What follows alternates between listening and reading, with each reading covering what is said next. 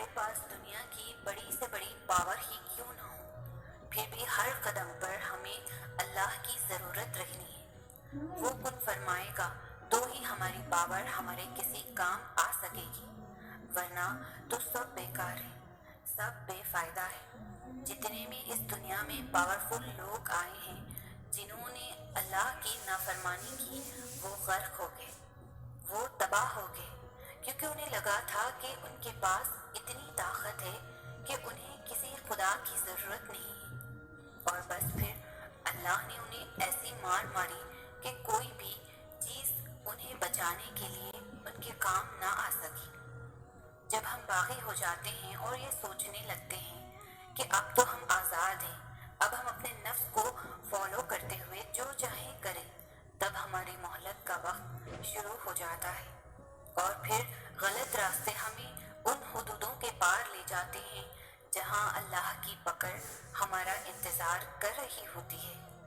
بس پھر ہمیں کس لیا جاتا ہے، جیسے اس رسی کو کستے ہیں جو ڈھیلی ہو گئی ہوتی ہے، اور تیر کی طرح سیدھا کر دیا جاتا ہے، اتنا سیدھا کہ ہم ٹوٹ جاتے ہیں، ٹوٹ کر بکھر جاتے ہیں۔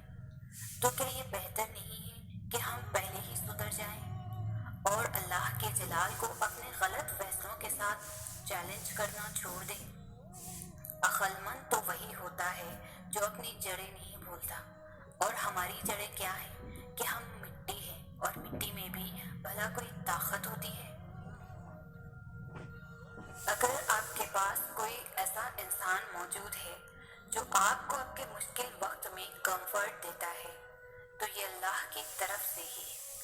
وہ خود نہیں آتا، اس لیے وہ اپنے بندوں میں سے ہمارے لیے وسیلے بناتا ہے، اور جب وہ جانتا ہے کہ آپ کے پاس کسی انسان کا ہونا ضروری ہے، تو وہ کسی نہ کسی طریقے سے اس انسان کو آپ کے لیے اپنی مدد کا ذریعہ بنا کر بھیج دیتا ہے۔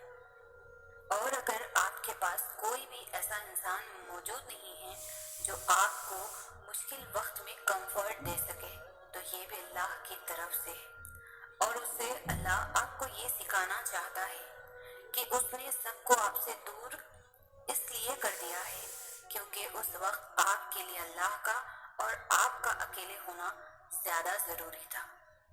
دونوں صورتیں میں اللہ کی مدد کی صورتیں ہیں، لیکن ہم بہت جلدی مایوس ہو جاتے ہیں۔ اس مایوسی کی کیفیت میں خیر کو ڈھونڈنا بھول جاتے ہیں، حالانکہ خیر تو ہر حال میں ہوتی ہے۔ اللہ وہ واحد ہستی ہے جو آپ کے لیے کبھی بھی کوئی بھی بری شے منتخب نہیں کرے گا۔ وہ ہمیشہ آپ کے فائدے کو اول رکھتا ہے، اور پھر اسی فائدے کی بنیاد پر وہ آپ کے لیے سب سے بیسٹ فیصلے لیتا ہے۔ تو یہ کتنی بڑی ناانصافی کی بات ہے کہ آپ پھر بھی اپنے رب پر اعتبار نہیں کرتے، آپ پھر بھی وسوسوں کو زیادہ اہمیت دیتے ہیں، آپ پھر بھی اللہ کے چناؤ پر سوال اٹھاتے ہیں۔ یہی وجہ ہے کہ آپ خوش نہیں رہ پاتے، یہی وجہ ہے کہ آپ خوشیوں کے مواقع جلدی گوا دیتے ہیں۔ آپ ٹھہرتے نہیں ہیں، آپ سوچتے نہیں ہیں، آپ جلدی ملنے والی چیز کو بعد میں ملنے والی چیز پر زیادہ فوقیت دیتے ہیں، پھر وہ جلدی ملنے والی آپ کا کتنا ہی نقصان کیوں نہ کر دے۔ یہ فطرت تھی ہماری، اور یہی امتحان بھی تھا ہمارا، ہمیں اسے بدلنا تھا، پر ہم بدل نہ سکے۔ یہ جو زندگی کی ٹھوکریں ہوتی ہیں نا، یہ رب کی طرف سے بلاوے کا پیغام لے کر آتی ہے۔ آپ نے دیکھا ہوگا، ہم اپنی غفلت سے بھری زندگی میں حقیقت سے بے خبر جی رہے ہوتے ہیں۔ ایک دم سے ایسی ٹھوکر لگتی ہے کہ ہمارے پاس سجدے میں گرنے کے علاوہ کوئی راستہ نہیں بچتا۔ یہ ٹھوکر دراصل وہ الارم ہوتی ہے جو ہمیں جگانے آتی ہے، جو ہمیں اپنی سمت کے متعلق آگاہ کرتی ہے، ہمیں رب کے حضور لا کر پیش کر دیتی ہے۔ ٹھوکر کے بعد مرہم ملتا ہے، سکون ملتا ہے۔ وہ جو رب ہے نا، وہ اپنے بندوں کے لیے ٹھوکر میں بھی خیر بانٹتے ہوئے ہے۔ زندگی کی نشیب و فراز میں کبھی بھی خود کو اکیلے مت سمجھنا، وہ اللہ تمہیں ہر ٹھوکر پر تھام لے گا اور اس کے تھامنے کے بعد تمہیں کسی سہارے کی ضرورت نہیں رہے گی۔ اللہ سے زیادہ کون سمجھتا ہوگا بندے کے دکھوں کو؟ وہ خالق اپنی تخلیق کی ہر ایک نس سے واقف ہے۔ اتنا تو مانتے ہو نا؟ اگر جاننا ہے، جانتا تو پھر اس نے وہ جانتا ہے کہ میرا بندہ کن اذیتوں سے گزرے گا۔ وہ آپ کی شہرت سے بھی واقف ہے۔ ہماری زندگیوں میں ہر طرف سے ہر طرح کی بے شمار پریشانیاں، ٹینشن، ڈپریشن، ہر جگہ لوگ دنیاوی تکالیف سے دوچار ہیں، ذہنی مریض ہیں، انہیں اپنی پریشانیوں کا حل کہیں نظر نہیں آتا۔ لیکن جب اللہ پاک انہیں دن میں 5 وقت بلاتے ہیں تو وہ اندھے بہرے ہو جاتے ہیں، انہیں وہ کامیابی، وہ ذہنی سکون نہیں حاصل ہوتا، کیونکہ ان کے اندر اسے حاصل کرنے کی چاہ ہی نہیں ہوتی۔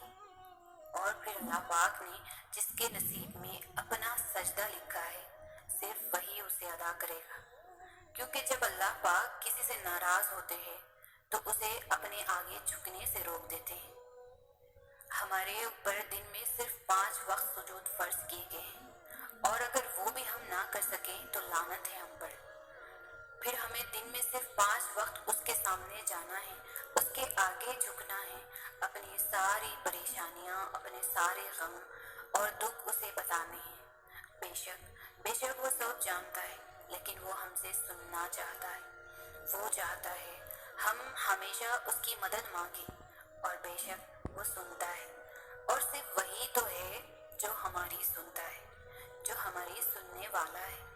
ہمیں کبھی نظر انداز نہیں کرتا، ہم سے ناراض بھی نہیں ہوتا، اور اگر ناراض بھی ہوتا تو ہم سے رزق نہیں چھینتا، ہماری ہمیشہ حفاظت کرتا ہے۔